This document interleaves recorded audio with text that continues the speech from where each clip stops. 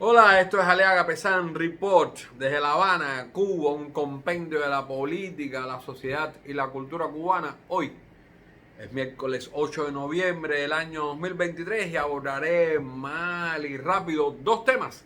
El primero, la visita del primer ministro del gobierno cubano a China, una visita larga y repetida. Hay muchos viajes a China. El segundo, el onceno Congreso de la Prensa Esclava y de qué se discutió en ese lugar y a dónde va ese mecanismo de propaganda que es la prensa oficial cubana. Les recuerdo, esto es Aleaga Pesán y ya comienzo. Sí, Marrero Cruz, el primer ministro de este régimen, se va a China nuevamente.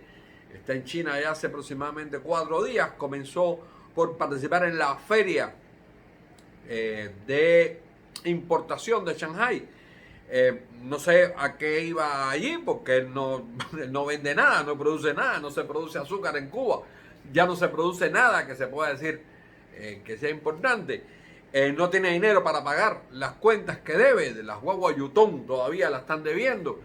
¿Y a qué va Marrero a la feria empresarial? Pues bueno, lo mismo que ha ido a Rusia, a mirar, a pasear, con un gran grupo de personas.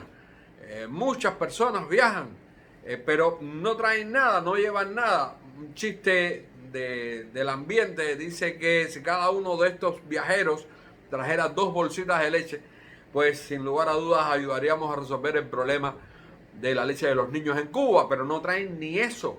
Lo que más bien hacen es ir a las tiendas a comprar para ellos sus buenos relojes, sus buenas camisas, sus buenos pares de zapatos, que para eso ha quedado el Partido Comunista de Cuba como una agencia de lucro sobre todas las cosas. Pero Marrero Cruz se va a Shanghai, a una feria donde no tenía nada que hacer, y de ahí pasa a Beijing, la antigua Pekín, y allí se reúne nada más y nada menos con el alto mando, el cuartel general de los comunistas, con Xi Jinping. ¿Y de qué hablaron? No está claro de qué hablaron. Lo cierto es de que Cuba le debe a las 11.000 vírgenes y 2 de ellas son chinas. Y los chinos, tienen la capacidad para no solamente cobrar en dinero o en especies, que es otra forma de pago de deuda, sino que también están mirando la soberanía de los países, de los estados, mejor dicho, como una forma de cobro. Y no estoy ti salvas. Hay que recordar lo que sucedió en Sri Lanka. Hay que recordar lo que está sucediendo en los países del oriente africano, que cayeron en deudas con los chinos. Y los chinos que no ponen límites al dinero que prestan, no regulan, no observan la transparencia, no observan la pulcritud a la hora de las empresas, pero que sí envían a sus empresas a trabajar allí y sí envían a sus trabajadores a trabajar ahí, o sea que no da ni empleo a trabajadores ni financiamiento a las empresas de los lugares, sino son ellos los que hacen los trabajos, o sea, ellos mismos se pagan a ellos mismos.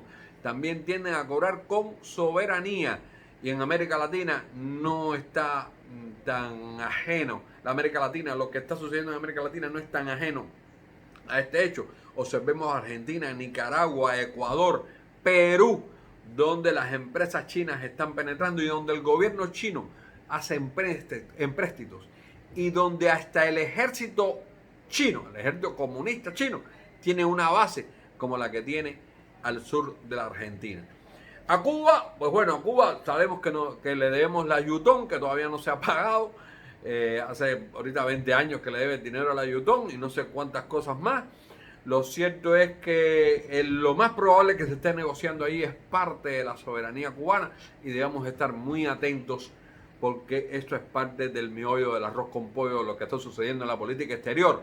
En Cuba también tienen el control de la telefonía a través de los sistemas. Primero, el sistema de la televisión digital cubana, el sistema es chino, pero los sistemas de telefonía, y recuerden que por ahí se hace el puro y duro espionaje.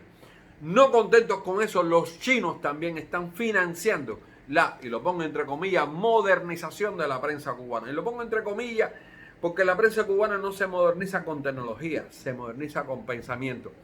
De eso supuestamente se habló en este onceno congreso de la prensa esclava, esa prensa que es pura propaganda, esa prensa que aún y los mismos tecnócratas de esa prensa critican la forma en que el Partido Comunista y el gobierno controlan la prensa y no le permiten desarrollarla. Y voy a hablar de varios nombres porque pienso que hay un gran desconocimiento sobre las personas que hablaron allí. Y estoy hablando del presidente de la prensa esclava de la Unión de Periodistas de Cuba, Ricardo Ronquillo.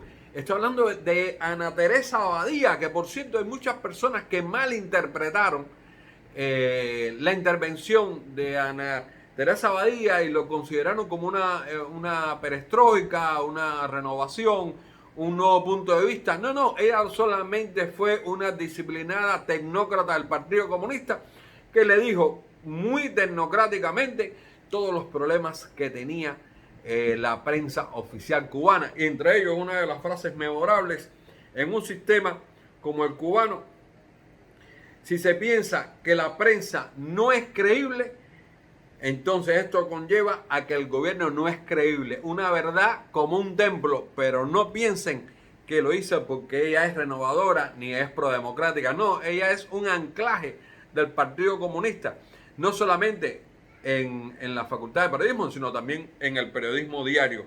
Está Ariel Terrero, un personaje súper siniestro, porque Ariel Terrero Escalante es sobrino de Escalante Fon, el general de brigada del Ministerio del Interior, muy vinculado a los sistemas de inteligencia, y siempre me llama la atención la capacidad de información que maneja este señor de casi 60 años ahora mismo. Estaba Rosa Miriam Elizalde, que es uno de los personajes más terribles que hay ahí, y también Francisco Rodríguez, muy conocido, el Paquito Rodríguez, porque es el adalid desde el principio de la comunidad LGBT aquí en Cuba, de la comunidad de homosexuales, y ha sido un defensor a ultranza de estos mecanismos. ¿A qué conclusión se llegó? Bueno, que hay que modernizar la prensa. ¿Se podrá modernizar? Es muy difícil. Ahí intervinieron Víctor Hugo de la UPEC en Santiago de Cuba, Yanice La Rosa, meridiana intervención. Noel Otaño, un infeliz que no tenía otra cosa que decirte que qué buena está la revolución. Dairon Chan, inteligente. Y llamó la atención que estuviera Serpa Maceira, el espía, el chivato, al hombre que tenían colocado y que hablaba en Radio y Televisión Martí y que lo tenían colocado para espiar a las damas de blanco. Y eso es una vergüenza, eso te dice la lacra que hay en ese 11º Congreso de la Prensa Esclava. Llama la atención Cristina Escobar. ¿Recuerdan Cristina Escobar, aquella que después del 11J fustigó duramente al primer secretario comunista, Miguel Díaz-Canel? Pues bueno, esta muchacha que en un momento se vio que fue hasta una beca, un doctorado en Londres, pues bueno, ahora dejó de trabajar para el periodismo oficial y se fue a trabajar a la Embajada de Londres, donde hace de jefa de comunicaciones. Excelente captación que hizo el gobierno de Londres. Estoy convencido de que tienen un oficial de inteligencia cubana sacando toda la información posible. Y eso es uno de los problemas mayores que tiene este Congreso y que lo ha dejado claro. Cerca del 20% de los periodistas que estaban acreditados en la Unión de Periodistas de Cuba, esta prensa esclava, se han ido del país con un argumento o con otro, en una lancha o en avión, pero se han ido del país. O sea, ya no solamente del gremio de periodistas, sino que esta gente que fueron en su momento adalides del discurso oficial, ahora mismo ya se pasean por las calles de Miami, de Washington o de Houston. Les recuerdo, esto es Aliaga Pesan Report desde La Habana, Cuba, y será un placer volver a encontrarlos.